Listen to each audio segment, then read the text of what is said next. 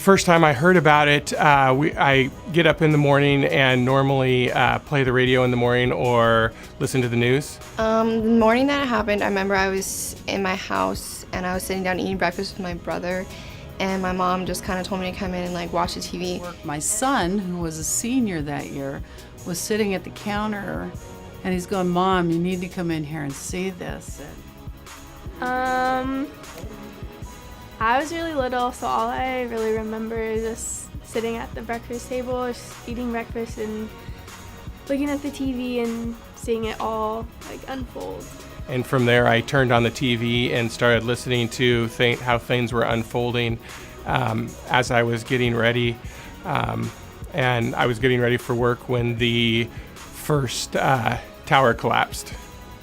Oh, I remember vividly. I was driving to Tacoma High School. I was on 280th, and it came on the radio, and I pulled the car over and just said, "Wow." I remember I just was in my teacher's classroom, and she was like going over a lesson, and then on the loudspeaker it told everyone to turn on to channel something, and we all just watched the TV. And I didn't really know what was happening, but I knew it was like a big scary event because my mom looked really scared. Yes, and we watched, we heard about the first plane hit, and then we watched the second one live on television. It was pretty astounding.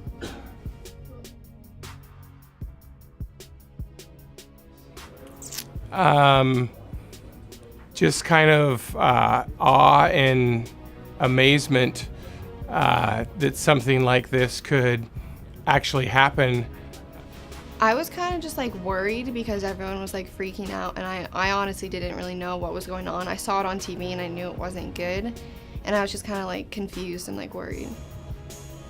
At first, it was kind of startling because I didn't know whether it was like East Coast or West Coast, or if it was like around me or what was gonna happen. First, it was terror. It was like, what's next? And I think that's what happened back in New York. It was the first one plane, and was it an accident? Then two planes, and then three planes.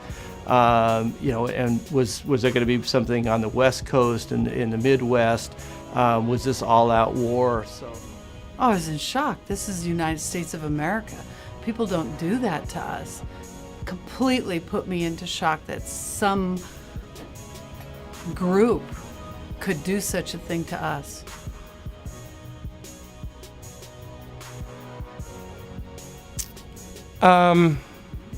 It changed it changed my view of how I looked at things, how I went to work every day, knowing that nobody was safe no matter where they were at. The biggest thing that I see is airports. It used to be you'd go to the airport, you'd walk on, get on the plane.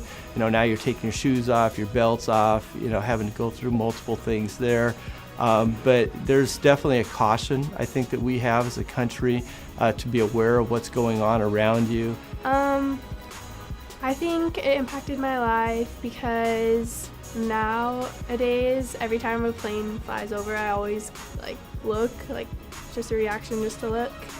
And I kind of don't feel safe at a lot of places. And it just changed my viewpoint of how I looked at every single day that we approach, not knowing, what could happen anywhere on U.S. soil. But looking at it now, the security in the airports is much different, and as far as the war, it got a lot bigger. It impacted everyone's life, I think. Well, it changes you forever when you see something like that. Suddenly, and I hate to say that, but you're suspicious all the time. When you're walking through airports and whatnot, you're looking around a little more. When you're in big crowds, like baseball game or football game or something, you're looking around a little more. It makes you a little more aware.